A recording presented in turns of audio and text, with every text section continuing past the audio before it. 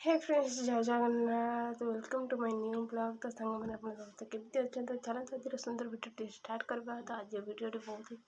खास और इंटरेस्टिंग हो जाए कारण मुझे आप सहित सेयार करने जाऊँगी एस्केलेटर व्यक्ति मान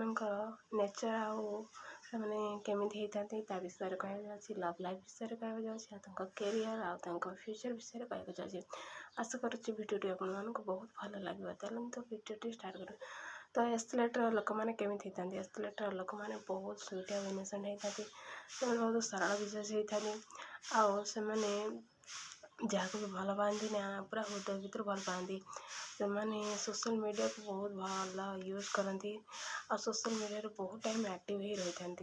मैंने बहुत लेजी टाइप था से पाठ पढ़ाई तो बहुत भल था कि पाठ पढ़ी पाठ को कैरियर कर पसंद करते से निज गोड़े ठिया होगा चेष्टा करती से फैमिली को बहुत लव करती से बहुत फ्रेंडली होता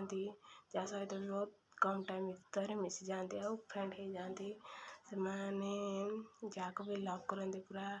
हृदय लव करती से भल पाइबा से रिलेशन को बहुत हार्ड भितर से निभे था कि बहुत लव काम बहुत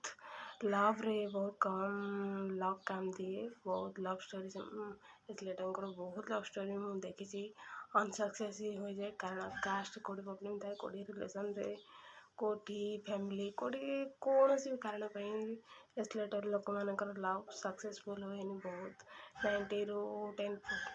90% रू 10% लोकंर लव सक्सेस होता है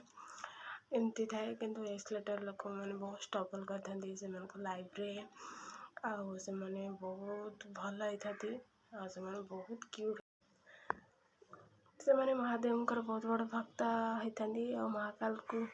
पूजा करती पूजा आराधना करते महादेव आ महाकाल को बहुत मानती फैमिली भाई भौणी फ्रेंड समूह को बहुत लाइफ रे इम्पोर्टाट दिखती से कैरियर रे 27 एज पर ही सक्सेस होता है लाइफ रे बहुत कष्ट भी आसी था से बहुत अलसुआ टाइप था बहुत लेजी टाइप था केजी भी बहुत पागल ही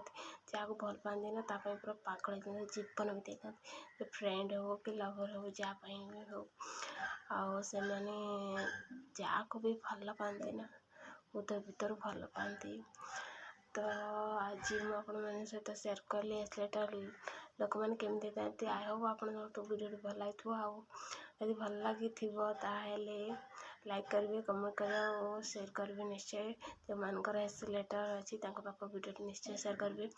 आशा कर आपको वीडियो भल लगी आपण मैंने कौ लेटर वीडियो चाहते प्लीज कमेंट कर कहे रही जय जगन्नाथ देखा पुणी गोटे नुआ वीडियो जय जगन्नाथ हर हर महादेव।